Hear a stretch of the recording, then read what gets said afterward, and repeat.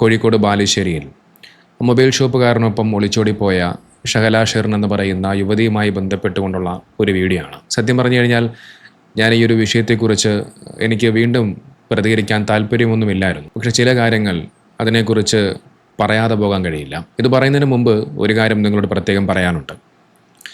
നിങ്ങൾക്കറിയാം, ഞാൻ ഇത്തരം സംഭവങ്ങളെക്കുറിച്ച് പറയുന്ന സമയത്ത് ആ സംഭവങ്ങൾ മാത്രം പറഞ്ഞു പോകുന്നതിനേക്കാൾ കൂടുതലും ഞാൻ ആ ഒരു വിഷയത്തിലുണ്ടാകുന്ന അപകടങ്ങളെക്കുറിച്ചും അതിൻ്റെ ഭവിഷ്യത്തുകളെക്കുറിച്ചും അത്തരം ചതിക്കുഴികളിലും അപകടങ്ങളിലൊന്നും നമ്മുടെ സഹോദരിമാർ ചെന്ന് പെടാൻ പാടില്ല എന്നുള്ളൊരു ഉദ്ദേശം കൊണ്ട് മാത്രമാണ് ഞാൻ പലപ്പോഴും ഇത്തരം വീഡിയോകൾ ചെയ്യുകയും ആ വീഡിയോയുടെ കണ്ടൻറ്റിനേക്കാൾ കൂടുതലും അതിൻ്റെ ഗൗരവമായ വിഷയങ്ങളെക്കുറിച്ച് പറഞ്ഞു വയ്ക്കുന്നത്. ഒരു 100-ൽ ഒരാളെങ്കിലും, അല്ലെങ്കിൽ 1000-ൽ, അല്ലെങ്കിൽ 10,000-ൽ, അല്ലെങ്കിൽ 1,00,000-ൽ ഒരു കുട്ടിക്കെങ്കിലും നല്ല ബുദ്ധി തോന്നിയാൽ, അതിൻ്റെ അപകടങ്ങളെക്കുറിച്ച് തിരിച്ചറിഞ്ഞാൽ, എന്നെ സംബന്ധിച്ച് അതാണ് ഏറ്റവും വലിയ സന്തോഷമായ ഒരു കാര്യം. ഏതായാലും വിഷയത്തിലേക്ക് വരാം.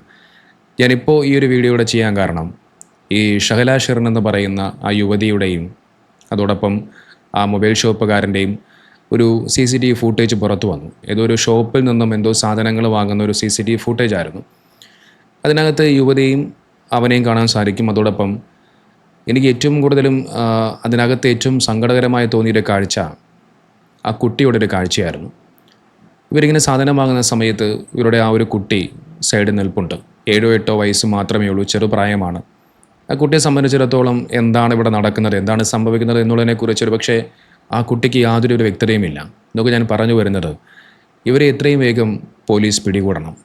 അത് എവിടെയായിരുന്നാലും എത്രയും വേഗം അന്വേഷണം ഊർജിതമാക്കി എത്രയും വേഗം ഇവരെ പിടികൂടി ഇവരിൽ നിന്നും ആ കുട്ടിയെ രക്ഷപ്പെടുത്തി ആ പിതാവിൻ്റെ കൈകളിലേക്ക് സുരക്ഷിതമായി ഏൽപ്പിക്കുകയാണ് ആദ്യം ചെയ്യേണ്ടത്. അവർ തമ്മിൽ എന്ത് വേണമെങ്കിലും ആയിക്കൊള്ളട്ടെ, ഒളിച്ചോടുകയോ ഒരുമിച്ച് ജീവിക്കുകയോ എന്താണെങ്കിലും ചെയ്തിട്ടുണ്ട്. പക്ഷേ ആ കുട്ടിയെ എത്രയും വേഗം സുരക്ഷിതമായി ഇവരിൽ നിന്ന് മാറ്റണം. നിങ്ങളൊന്ന് ആലോചിച്ച് നോക്കൂ, 3 മക്കളെയും ഇട്ട് കളഞ്ഞിട്ടാണ് ഇവൻ ഈ പെണ്ണിൻ്റെ കൂടെ ഒളിച്ചോടിയത്.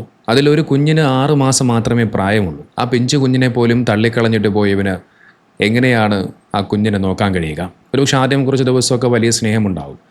ഏതാണ്ട് എത്രയോ പവൻ സ്വർണം എടുത്തിട്ടൊക്കെ പോയിട്ടുണ്ടെന്നാണ് പറയപ്പെടുന്നത്. കയ്യിലുള്ള സ്വർണവും തീർന്ന് സുഖവുമൊക്കെ തീർന്നു കഴിയുമ്പോൾ അവസാനം ഇവനോടുള്ള ആ ദേഷ്യം തീർക്കുന്നത്, അരിശം തീർക്കുന്നത് ഒരുപക്ഷെ ആ പിഞ്ചു കുഞ്ഞിനോടായിരിക്കും. ഞാൻ കഴിഞ്ഞ ദിവസം വീഡിയോ ചെയ്ത സമയത്തും മുമ്പ് നടന്ന ഒരു സംഭവത്തെക്കുറിച്ച് പ്രതിപാദിച്ചിരുന്നു. സ്വന്തം കുഞ്ഞിനെയും കൊണ്ട് കാമുകനൊപ്പം പോവുകയും അവസാനം ആ കാമുകൻ വളരെയധികം അതിക്രൂരമായി ആ പിഞ്ചു കുഞ്ഞിനെ മർദ്ദിച്ച് കൊലപ്പെടുത്തിയ വാർത്ത, അതിനെക്കുറിച്ച് ഞാൻ കഴിഞ്ഞ ദിവസം പ്രതികരിച്ചതാണ്. നാളെ ഒരു പക്ഷേ ഭാവിയിലും ഈ കുഞ്ഞിനങ്ങനെ ഉണ്ടായിക്കൂടണമെന്നില്ല. അതുകൊണ്ട് ഇവരെ എത്രയും വേഗം അന്വേഷിച്ച് കണ്ടെത്തി ആ കുഞ്ഞിൻ്റെ ഭാവി എത്രയും വേഗം സുരക്ഷിതമാക്കണം. ഇതോടൊപ്പം ഈ ഷഹല ഷെറിൻ എന്ന് പറയുന്ന യുവതിയുടെ ഒരു കൂട്ടുകാരുടെ ഒരു വോയിസ് ക്ലിപ്പ് കൂടി പുറത്തു വന്നിട്ടുണ്ട്. ആ ഒരു വോയിസ് ക്ലിപ്പിനകത്തും ഇങ്ങനെ ഈ പെൺകുട്ടി അവിടെ ഒരുപാട് ആ വീട്ടിനകത്ത് ഒരുപാട് മാനസിക പ്രയാസങ്ങളിലൂടെയൊക്കെ കടന്നുപോയിട്ടുണ്ട്, അനുഭവിച്ചിട്ടുണ്ട്. അങ്ങനെ കുറേ കാര്യങ്ങളാണ് പറഞ്ഞു വയ്ക്കുന്നത്. അതോടൊപ്പം ആ പെൺകുട്ടി മറ്റൊരു കാര്യം കൂടി പറയുന്നുണ്ട്. എന്നിരുന്നാൽ കൂടിയും ഒരിക്കലും അതിനുള്ള പ്രതിവിധി കണ്ടെത്തേണ്ടത് ഇത്തരത്തിൽ ഒളിച്ചോടി പോകുന്നതല്ല, അത് തികച്ചും തെറ്റായ കാര്യമാണ് എന്ന് ആ പെൺകുട്ടി പറഞ്ഞു വയ്ക്കുന്നുണ്ട്. നമുക്ക് എന്തൊക്കെ ന്യായീകരണങ്ങൾ വന്നാലും എന്തൊക്കെ ന്യായീകരിച്ചാലും ഒരിക്കലും ചെയ്യാൻ പാടില്ലാത്ത ഏറ്റവും വലിയ തെറ്റ് തന്നെയാണിത്. കുടുംബ ബന്ധങ്ങളിൽ പ്രശ്നമുണ്ടാകുമ്പോൾ അതിന് പരിഹാരം കണ്ടെത്തേണ്ടത് ഇത്തരം വിഡ്ഢിത്തം നിറഞ്ഞ തീരുമാനങ്ങളിലൂടെയല്ല. ഏതായാലും ആ ഒരു വോയിസ് ക്ലിപ്പ് ഞാനൊന്ന് കേൾപ്പിക്കാം. അതിനുശേഷം ഈ വീഡിയോ വൈൻഡപ്പ് ചെയ്യാം. നിങ്ങളൊരു വീഡിയോ കണ്ടില്ല ഇന്ന് രാവിലെ ഷഹല കുറിച്ച് ചെയ്തൊരു വീഡിയോ. അപ്പോൾ അത് നിങ്ങൾ സഫർ ചെയ്ത കാര്യങ്ങളൊക്കെ സംസാരിച്ചിട്ടുണ്ടായിരുന്നല്ലോ. അപ്പോൾ ഞാൻ അത് കണ്ട സമയത്ത് എനിക്ക് നിങ്ങളോട് ഇത് പറയണം തോന്നി. നിങ്ങൾ പറഞ്ഞ കാര്യങ്ങളൊക്കെ 100% ശരിയായിട്ടുള്ള കാര്യങ്ങളാണ്. കാരണം ഞാൻ അറിഞ്ഞ വ്യക്തിയാണ്, ഞാനവളെ ഒരു ഫ്രണ്ടാണ്, ഏറ്റവും അടുത്ത സുഹൃത്ത് തന്നെ പറയാം. കാരണം നമ്മൾ ഇങ്ങനെ ഓരോ തവണ സംസാരിക്കുന്ന സമയത്ത് ഓൾ പറഞ്ഞ ചില കാര്യങ്ങൾ വെച്ചിട്ട് നിങ്ങളിപ്പോൾ പറഞ്ഞത് ഞാൻ കണക്ട് ചെയ്തപ്പോൾ ഭയങ്കരമായിട്ട് അവൾ അനുഭവിച്ച ഒരു കുട്ടി തന്നെയാണ്. പക്ഷെ ഒരിക്കലും ഞാൻ അവൾ ചെയ്തത് ശരിയെന്ന് ഞാൻ പറയുന്നില്ല കേട്ടോ. 100% ചെയ്തത് തെറ്റാണ്. പക്ഷേ എന്നാലും ഓൾ ഒരുപാട് അനുഭവിച്ച കുട്ടിയാണ്. ഇപ്പം ഞാൻ കുറേ വീഡിയോസിലൊക്കെ ഞാൻ കണ്ട് പ്രവാസിയുടെ ഭാര്യ കുറേ സുഖങ്ങളൊക്കെ അനുഭവിച്ച് അവനെ പറ്റിച്ച് പോയി എന്നൊക്കെ. പക്ഷെ ആ സുഖങ്ങളൊന്നും അവൾക്ക് കിട്ടിയിട്ടില്ല എന്നുള്ളതാണ് സത്യം. വോയിസ് ഇടുമ്പോൾ നിങ്ങൾ ഒരിക്കലും കരുതരുത് കേട്ടോ ഞാൻ ഓളെ അനുകൂലിക്കുന്ന ഒരാളാണെന്ന്. ഞാൻ ഇപ്പോഴും ഞാൻ ഒരേ സ്റ്റാൻഡിലാണ് നിൽക്കുന്നത്. കാരണം ഓള് ചെയ്തത് 100% ഇതല്ല ഓള് ചെയ്യേണ്ട കാര്യങ്ങൾ. ഒന്നെങ്കിൽ നിങ്ങൾ പറഞ്ഞ മാതിരി വീട്ടിലേക്ക് തിരിച്ചു പോകാനോ വീട്ടുകാരോട് പറയാനോ ഒക്കെ ചെയ്യാനോ. പക്ഷെ മുന്നൊരിക്കലും എന്നോട് പറഞ്ഞ കാര്യങ്ങൾ വെച്ചിട്ട് അവൾ വീട്ടിൽ പറഞ്ഞ് പിന്നെ എല്ലാം പ്രയാസങ്ങളും മാറുന്നുള്ള രീതിയിൽ ഹസ്ബൻഡിൻ്റെ വീട്ടുകാർ പറഞ്ഞുകൊണ്ടാണ് അവൾ തിരിച്ചു പോയത് എന്നുള്ളത് അവൾ എൻ്റെ അടുത്തും പറഞ്ഞിട്ടുണ്ടായിരുന്നു. എല്ലാത്തിനും ഒരു മാറി നിൽക്കുന്ന പ്രകൃതമായിരുന്നു എല്ലാത്തിനും. കാരണം ഈവൻ ഇപ്പോൾ നമ്മളെവിടെ പോവുകയാണെങ്കിൽ നമ്മൾ വിളിക്കുന്ന സമയത്ത് പറയില്ല ഞാനില്ല, ഞാനിങ്ങനെ ഹസ്ബൻഡിൻ്റെ വീട്ടിലാണെങ്കിൽ പോയിക്കോളി എന്ന് പറഞ്ഞിട്ട് എല്ലാത്തിനും മാറി നിൽക്കുന്നു. മുന്നൊന്നും ഒരു 3 വർഷം മുന്നൊന്നും നമ്മളെ കോണ്ടാക്ട് ചെയ്യാനേ പറ്റിയില്ല. കാരണം ആ സമയത്ത് ഒരു മൊബൈൽ ഫോൺ വരെ ഇല്ലാത്തൊരു ഇതായിരുന്നു. അപ്പം പറയില്ല നമ്മളോട് മൊബൈൽ ഇല്ലായിട്ടാണെന്ന്. പിന്നെ ഒരിക്കലും ഞാനിങ്ങനെ എന്തോ അങ്ങനെ ചോദിച്ച സമയത്ത് അന്ന് എനിക്ക് മൊബൈൽ ഇല്ലായിരുന്നു, അത് കംപ്ലൈൻ്റ് ആയിപ്പോയി, ഇപ്പോഴാണ് എനിക്ക് മൊബൈൽ കിട്ടിയത്. അപ്പം ഞാൻ ചോദിച്ചു അതെന്താ ഇത്രയും കാലമായിട്ട് ഈ ഒരു മൊബൈൽ വാങ്ങാത്തതെന്ന് ചോദിച്ചപ്പോൾ എന്നോട് പറഞ്ഞു അതൊക്കെ വലിയൊരു സ്റ്റോറിയാണെന്ന് എന്നോട് പറഞ്ഞിട്ടുണ്ടായിരുന്നു. അതേപോലെ നിങ്ങളിപ്പോൾ ഇതിൽ GP വരാനില്ല എന്നുള്ള പറഞ്ഞ കാര്യം ഞാൻ ഒരു ദിവസം ഒരു സ്കാനർ ഇന്ത്യയിൽ കിട്ടി പറഞ്ഞ് ഇതൊന്ന് പേ ചെയ്യുമോ. അപ്പോൾ ഞാൻ ചോദിച്ചു എന്താ എനിക്ക് ഞാൻ എൻ്റെ ഇടാം. അപ്പോൾ എല്ലാവരുടെ കയ്യിൽ എപ്പോഴും ബാലൻസ് ഉണ്ടാവണമെന്നില്ലല്ലോ. അന്നപ്പോൾ ഞാൻ പറഞ്ഞു എനിക്ക് ചെയ്യാമെങ്കിൽ ചെയ്തോ, ഞാനിപ്പോൾ കുറച്ച് തിരക്കിലാന്ന് പറഞ്ഞ സമയത്ത് എന്നോട് പറഞ്ഞു അതെല്ലാം എനിക്ക് അക്കൗണ്ട് ഇല്ലാത്തതുകൊണ്ടാണ്, എൻ്റെ ഉണ്ടെങ്കിൽ ചെയ്യില്ലെങ്കിൽ ഞാൻ വേറെ ആരെങ്കിലും കൊണ്ടുപോയി ഇടിയിപ്പിക്കാമെന്ന് പറഞ്ഞു. അപ്പോൾ ഞാൻ പറഞ്ഞു പ്രശ്നമില്ല ഞാൻ ചെയ്യാന്നുള്ള രീതിയിൽ ഞാൻ പറഞ്ഞ് ആ പൈസ ഞാൻ ചെയ്തും കൊടുത്തു. അപ്പോൾ ഞാൻ ചോദിച്ചു അതെന്താ എനിക്ക് GP ഇല്ല എന്നുള്ളത് ചോദിച്ച സമയത്ത് പറഞ്ഞില്ല, അത് ഞാനിതുവരെ അത് എടുത്തിട്ടില്ല എന്ന് പറഞ്ഞു. അപ്പോൾ ഞാൻ ഓർത്തു ചിലർക്കൊന്നും താല്പര്യം ഉണ്ടാവില്ല എന്നുള്ള രീതിയിൽ ഞാൻ പിന്നെ അതിനെക്കുറിച്ചൊന്നും ചോദിച്ചില്ല. അവളറിയുന്ന ഒരാളോട് ചോദിച്ചു അവളെ ലൈഫ് എങ്ങനെയാണെന്ന്. ഒരു കല്യാണ വീട്ടിൽ കണ്ട സമയത്ത് ഞാൻ ചോദിച്ച സമയത്ത് എല്ലാവരും പറഞ്ഞു പാവം കുട്ടിയാണ്,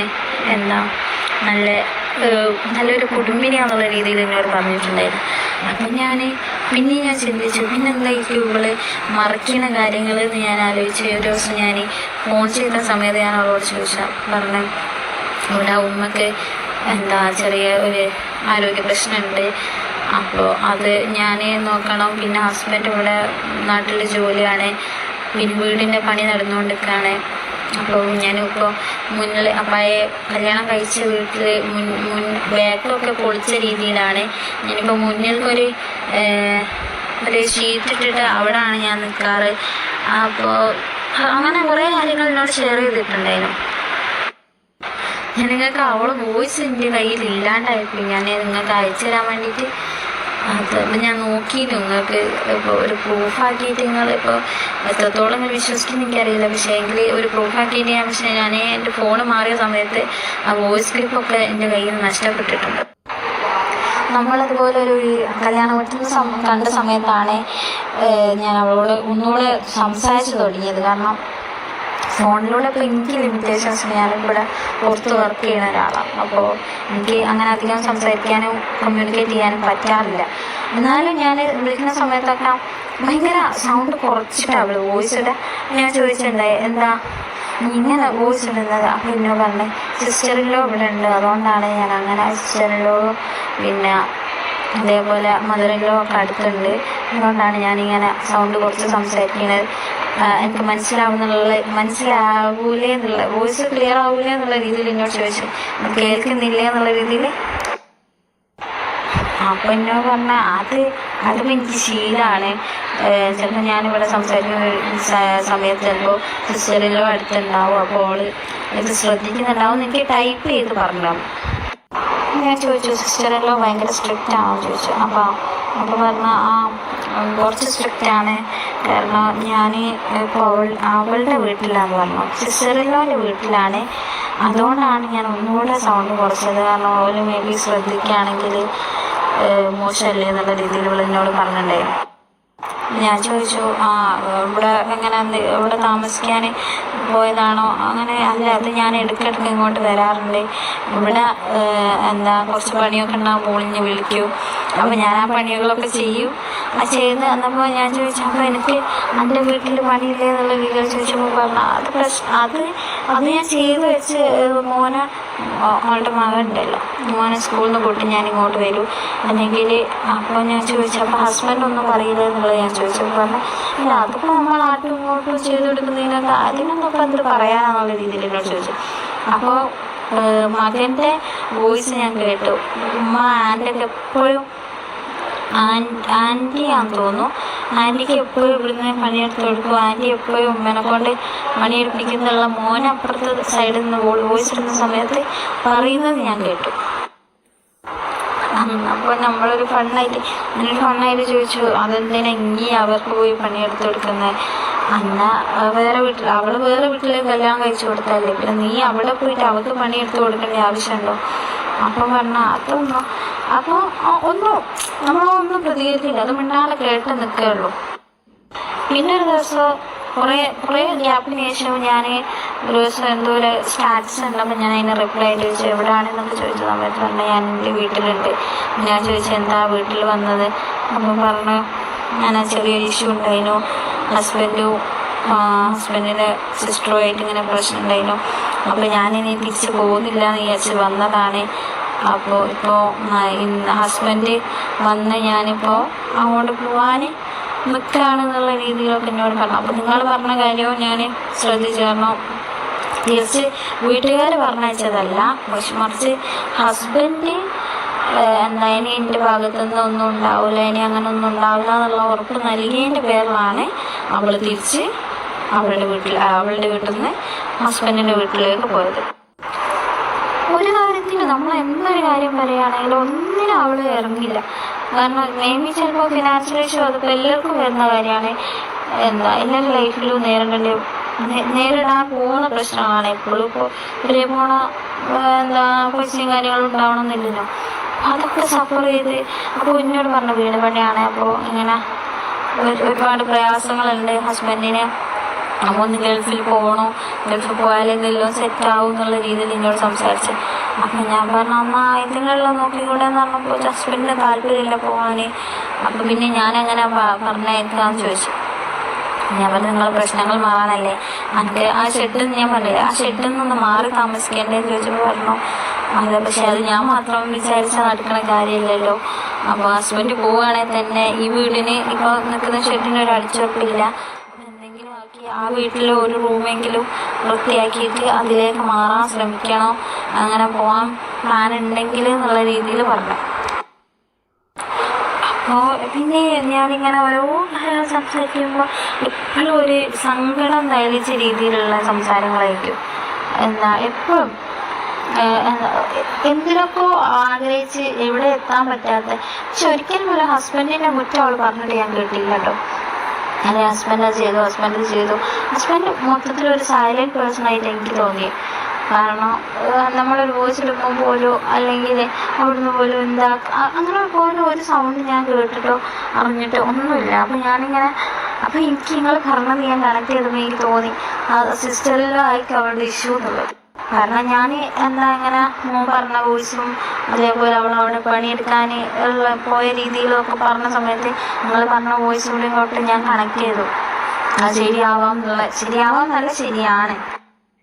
പിന്നെ അതുപോലെ എന്നോട് ഞങ്ങൾ രണ്ടുപേരെയും കോമണായിട്ട് അറിയുന്ന ഒരാൾ എന്നോട് പറഞ്ഞു ഈ ശകല ഒന്നിൽ വരില്ല, അപ്പോൾ ഒരു കുറ്റപ്പെടുത്തുന്ന രീതിയിലൊന്നും വരില്ല, പഴയ പോലെ അല്ല, എല്ലാത്തിനും മാറി നിൽക്കും, മേ ബി പിശുക്ക് കൊണ്ടാവാം എന്നൊക്കെ ഉള്ള രീതിയിൽ പറഞ്ഞു. ഞാൻ പറഞ്ഞു അതൊരിക്കലും അങ്ങനെയല്ല, ഓരോരുത്തരുടെ ലൈഫിൻ്റെ സിറ്റുവേഷൻ ഓർക്ക് അറിയുമ്പോൾ നമ്മൾ പുറത്തുനിന്ന് കാണുന്നവർക്ക് അറിയില്ലല്ലോ. അങ്ങനെ പറഞ്ഞു എന്തെങ്കിലും ഇഷ്യൂ ഉണ്ടോ എന്ന് ചോദിച്ചപ്പോൾ ഞാൻ അവളുടെ ലൈഫ് ഞാനായിട്ട് ഞാൻ പറയാൻ ആഗ്രഹിക്കാത്തതുകൊണ്ട് ഞാൻ പറഞ്ഞ അതൊക്കെ എന്തെങ്കിലും ഓരോ ജീവിതം ഓരോ രീതിയിലല്ലേ, അപ്പോൾ എന്തെങ്കിലും പ്രശ്നം ഉണ്ടെങ്കിൽ അത് നമ്മൾ അറിയുന്നില്ലല്ലോ എന്നുള്ള രീതിയിൽ ഞാൻ പറഞ്ഞു. അപ്പോൾ ഈ ഫ്രണ്ട് അതിനെക്കുറിച്ച് അന്വേഷിച്ചു എന്താണ് ശൈലൻ്റെ ലൈഫ് എന്നുള്ളത്. അപ്പോൾ അവളുടെ വീടിൻ്റെ അടുത്തുള്ള കുറച്ച് പേരോടൊക്കെ അവൾ അന്വേഷിച്ചെന്ന് തോന്നുന്നത് എന്താണെന്ന് എനിക്കറിയില്ല. അപ്പോൾ എന്നോട് വന്ന് മെസ്സേജ് അയച്ച് പറഞ്ഞു നമ്മൾ വിചാരിച്ച പോലെ ഒന്നല്ല ശൈല പഴയ രീതിയിലേ അല്ല നീ. അപ്പോൾ ഞാൻ അടുത്ത് കണ്ട സമയത്ത് തന്നെ അവൾ ഒരുപാട് മെലിഞ്ഞു ക്ഷീണിച്ച് ഭയങ്കര ടയേർഡായ പോലെ ഫീൽ ചെയ്തിട്ടുണ്ടായിരുന്നു. നോക്കാം ഇതൊന്നും ഇപ്പം അടുത്തുള്ള സംഭവങ്ങളൊന്നും കേട്ടോ, ഒരു 6 മാസം 7 മാസം മുന്നേ ഒക്കെ ആയിരിക്കും. കറക്റ്റ് എനിക്ക് ഓർമ്മയില്ല. കാരണം എൻ്റെ ഫോൺ ജസ്റ്റ് മാറിയോണ്ട്, അല്ലെങ്കിൽ ഞാൻ വോയിസ് നോട്ട് തന്നെ ഷെയർ ചെയ്യാനും ശാലൻ്റെ വോയിസ് നോട്ട് തന്നെ ഷെയർ ചെയ്യാനും ഓളെ പ്രയാസങ്ങളല്ല, ഓളെ ഓരോ കാര്യങ്ങൾ പറഞ്ഞു. ഒരിക്കലും കുറ്റപ്പെടുത്തലായിട്ട് ഓൾക്ക് വരെ പറഞ്ഞിട്ട് ഞാൻ കേട്ടില്ല. അപ്പോൾ നമുക്കിനെ ചിന്തിച്ചാൽ അറിയാമല്ലോ, ഒരു പരിപാടിക്കും വരില്ല, ഒരു പരിപാടിയിലും പങ്കെടുക്കില്ല, എന്തെങ്കിലും ഉണ്ടെങ്കിൽ ഞാൻ ഇല്ല പറയും. ഹസ്ബൻഡിൻ്റെ വീട്ടിലാന്ന് പറയുമ്പോൾ നമ്മളെ ചോദിക്കും എന്താ ഹസ്ബൻഡിൻ്റെ വീട്ടിൽ നിന്ന് ചോദിച്ചു പോന്നാൽ പോലെ എന്ന് പറയുമ്പോൾ അതൊന്നും ചോദിക്കില്ല എന്നുള്ള രീതിയിലുള്ള, അല്ലെ ഞാൻ എല്ലാം ഓളെന്നെ സ്വയം തീരുമാനിച്ച പോലെ ആ രീതിയിൽ അങ്ങ് പറയും.